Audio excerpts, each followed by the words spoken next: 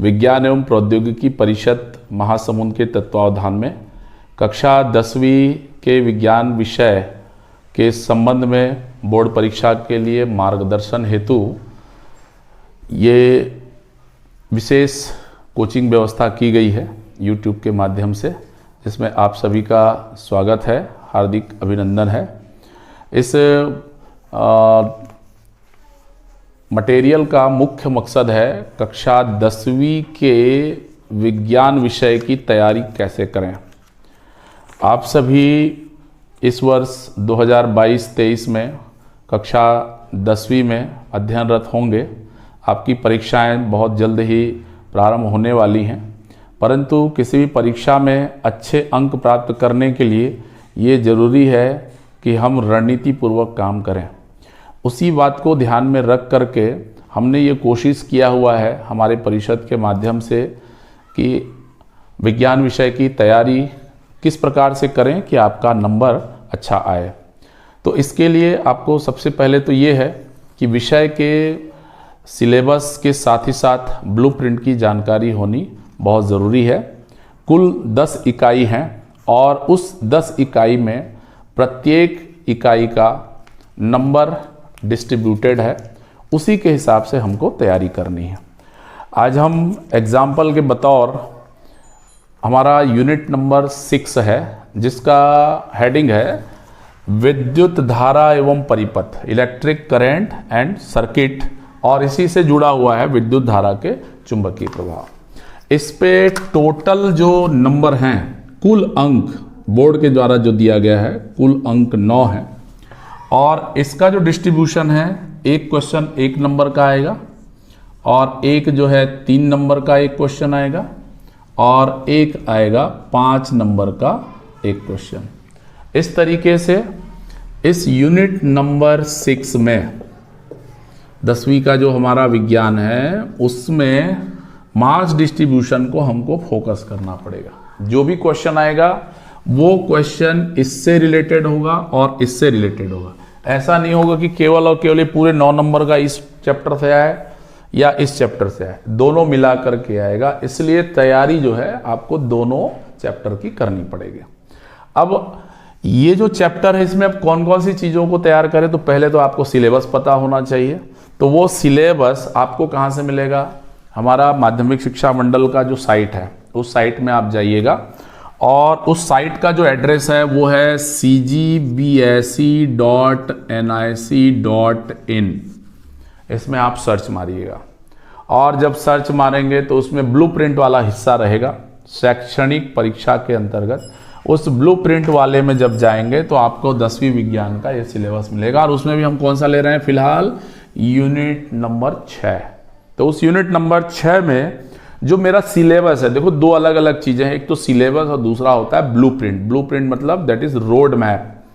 मेरे को कहीं जाना है, अगर पहले से डिसाइड है कि यहाँ जाना है तो मैं उसके तरीके ढूंढता हूँ, कैसे जाऊँ।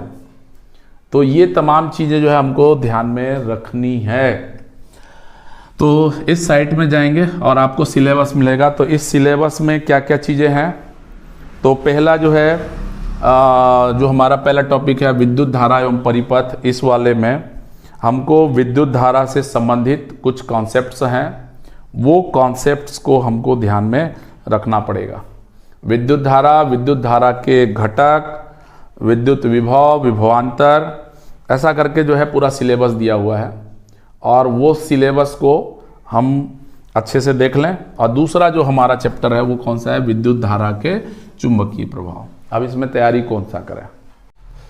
हम चर्चा कर रहे थे कि किस तरीके से सिलेबस और ब्लूप्रिंट के आधार पर हम परीक्षा की तैयारी करें। तो इसके लिए हमने जो है उपाय बताया।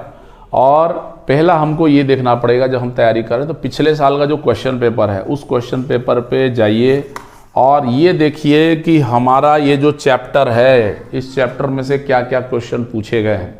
वो क्वेश्चन आप बिल्कुल छोड़ दीजिए। साथ ही साथ यदि आपको सप्लीमेंट्री का भी मिल रहा है तो उसमें भी आप जो है उन दोनों क्वेश्चन को, लास्ट ईयर के ना, करेंट लास्ट ईयर, उसके पहले वाले का नहीं, उसके पहले वाले का आपको तैयारी करना पड़ेगा। तो मेरे हाथ में पिछले साल का ये क्वेश्चन पेपर है और इस क्वेश्चन पेपर में जो है हमको ये देखना है कि इस यूनिट में से जो ब्लूप्रिंट दिया गया उसके हिसाब से आया है कि नहीं आया है। ये कौन सा है, ये देख लीजिए, 1 नंबर का है। तो यहाँ पर एक 4 नंबर वाला जो ऑब्जेक्टिव क्वेश्चन है उसमें से क्वेश्चन जो है पूछा गया है 1 नंबर का, चाहे खाली स्थान होगा चाहे वो हमारा 4 नंबर का ऑब्जेक्टिव होगा। तो इसमें जो क्वेश्चन दिया, खाली स्थान दिया है, विद्युत धारा का एसआई मात्रक खाली स्थान होता है 1 नंबर का। हमने बोला था यहाँ पर 1 नंबर का एक क्वेश्चन आएगा। दूसरा जो है 3 नंबर का एक क्वेश्चन आएगा। तो क्वेश्चन पेपर जब आप देखेंगे तो 3 नंबर का क्वेश्चन आया हुआ है प्रश्न क्रमांक 10 में, और उसमें लिखा हुआ है विद्युत परिपथ से संबंधित निम्न घटकों के संकेत चिन्ह बनाना है, सिंबल है ना, और वोल्टमीटर का बनाना है, संधारित्र तार का बनाना है और प्रतिरोध का बनाना है। तो 3 नंबर का आया, मतलब ये भी हमारा सही है, ये भी सही है। तीसरा जो है हमारा 5 नंबर का क्वेश्चन है। तो 5 नंबर का जो क्वेश्चन है उसमें आप जाइएगा, आपके पास होगा प्रश्न क्रमांक 15। तो उसमें जो है 2 क्वेश्चन आए हुए हैं। चुंबक के कोई 3 गुण लिखिए, विद्युत मोटर, विद्युत जनित्र, मतलब 3+2 करके ये जो क्वेश्चन दिया हुआ है ये 3+2। एक क्वेश्चन इसका है और एक क्वेश्चन इसका है। तो हमको पैटर्न समझ में आ गया कि क्वेश्चन जो है किस तरीके से आएगा। तो ये आपका 3+2 पैटर्न पे है। इसमें सिंगल क्वेश्चन है, इसमें कोई ऑप्शन नहीं मिलेगा, इसमें अथवा मिलेगा, इसमें अथवा मिलेगा, और दोनों का लेवल जो है लगभग सेम रहेगा। तो ये लास्ट ईयर का था। अब इस साल किस प्रकार से आने की संभावना है, तो हमको इसके लिए अब सिलेबस में जाना पड़ेगा। लास्ट ईयर का क्वेश्चन जो है हमने देख लिया कि भाई चुंबक के कोई 3 गुण लिखिए, ये नहीं करना आपने को। विद्युत मोटर, विद्युत जनित्र दोनों आ चुका। अब आया क्या, विद्युत उपकरण के सुरक्षित उपयोग हेतु कोई 3 सावधानी लिखना है। और दूसरा क्वेश्चन दिया प्रत्यावर्ती धारा और दिष्ट धारा में कोई 2 अंतर। अब ये चारों क्वेश्चन को हमको छोड़ना पड़ेगा। तो हमारा जो सिलेबस है उस सिलेबस में से इसको आप क्या करेंगे, हटा देंगे। क्या क्या हटाना है, जो 1 नंबर का आया और किसका आया, 3 नंबर का आया है ना, और ये 5 नंबर, इस सब वाले क्वेश्चन को हमको हटा देना है। तो इस साल हमारे पास नया जो क्वेश्चन बच जाता है वो बच जा रहा है हमारा विद्युत धारा का एसआई मात्रक आ चुका, विद्युत परिपथ के घटक भी आ चुका। अब आ जाता है धारा प्रतिरोध, ओम का नियम। पहला जो है ओम का नियम। तो एक जो है हमारा आईएमपी क्वेश्चन यहां से हमको मिल रहा है, वो क्या हो गया, ओम का नियम। ठीक है, अब ओम का नियम का कथन तैयार कर लीजिएगा, इसका ग्राफ भी आप तैयार कर लीजिए। किसका ग्राफ, वीआई ग्राफ मिलता है, वीआई ग्राफ, ये तो ऐसा करके ग्राफ मिलता है। तो ओम का नियम याद करिए, ग्राफ लिखिए, और साथ ही साथ आपको इसमें ध्यान रखना होगा ओम के नियम के आधार पर प्रतिरोध की परिभाषा, ये याद करिए आप।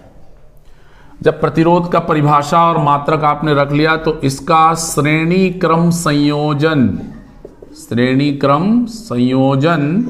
और होता है दूसरा समांतर क्रम संयोजन। इन दोनों का परिभाषा और न्यूमेरिकल आपको यहां से सॉल्व करना होगा। ठीक है, क्योंकि आपके सिलेबस में ये दिया हुआ है। तो एक आईएमपी क्वेश्चन आपका ओम्स लॉ, दूसरा आईएमपी क्वेश्चन आपका बन रहा है दूसरा एरिया श्रेणी क्रम संयोजन और समांतर क्रम संयोजन। यहां से आपका या तो न्यूमेरिकल आएगा या फिर इसका परिणामी प्रतिरोध निकालने के लिए बोलेगा।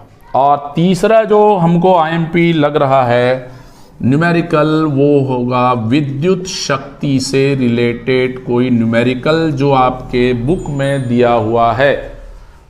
तो विद्युत शक्ति पर आधारित जो न्यूमेरिकल दिया हुआ गणित जो हम लोग बनाएंगे, तो ये 3 क्वेश्चन हम लोग यहां से आइडेंटिफाई कर रहे हैं।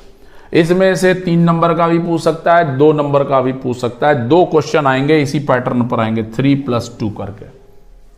क्लियर है?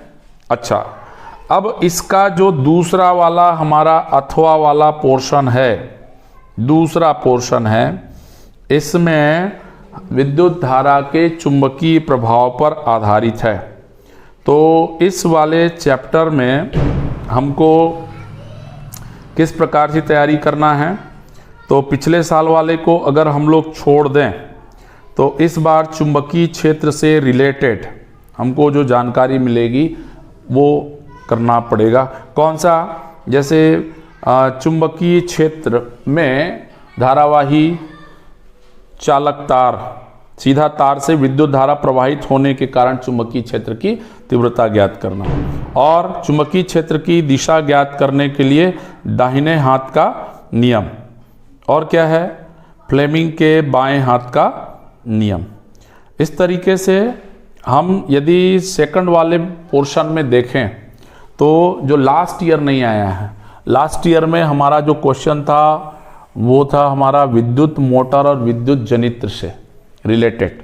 तो इस बार जो है उससे रिलेटेड ज़्यादा बड़े क्वेश्चन जो है आपको पूछे जाएंगे।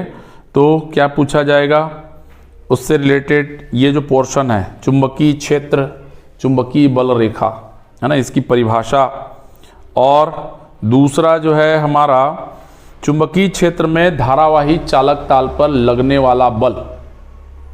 ठीक है, धारावाही चालक तार पर लगने वाला बल, इस पर, और जो बल की दिशा ज्ञात करते हैं फ्लेमिंग के बाएं हाथ के नियम से, उसका कथन जो है पूछा जा सकता है।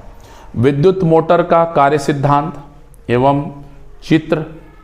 तो चित्र तो बहुत आसान है इसका, ये ध्यान में रखना है। और विद्युत चुंबकीय प्रेरण संबंधी फ्लेमिंग के दाहिने हाथ का नियम। तो यहाँ पे 3 क्वेश्चन जो है हम लोग कौन कौन सा आइडेंटिफाई कर लेते हैं। एक तो हमारा धारावाही चालक पर लगने वाला बल, चुंबकीय क्षेत्र में धारावाही चालक पर लगने वाला बल, ठीक। और इस बल की दिशा ज्ञात करने के लिए फ्लेमिंग के बाएं हाथ का नियम, फ्लेमिंग के बाएं हाथ का नियम, ठीक है। और दूसरा जो होगा, दूसरा क्वेश्चन यहां से आपका बन सकता है विद्युत मोटर। क्या? विद्युत मोटर जो हमारा है, उस विद्युत मोटर का सिद्धांत और उसका नामांकित चित्र। तो इस तरीके से हमको ये बात। और तीसरा जो है हमारा फ्लेमिंग के दाहिने हाथ के नियम का कथन। तो कुल मिलाकर के इन दोनों में आपको ध्यान देना पड़ेगा कि पार्ट 1 से 1, 2 और 3, ये 3 से रिलेटेड क्वेश्चन है। 3 क्वेश्चन तैयार कर लो, और इसमें से ये जो है 3 ये अथवा में मिलेंगे।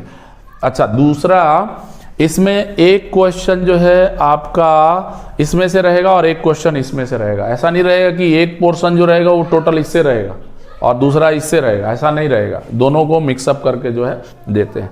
तो उम्मीद है आप लोगों को इस चैप्टर से जो मैंने महत्वपूर्ण क्वेश्चन बनाए हैं उससे आपको एक आधार मिलेगा, एक आइडिया मिलेगा। और यदि आपको ज़्यादा नंबर पाने हैं तो ये रणनीति अपनाना ही पड़ेगा।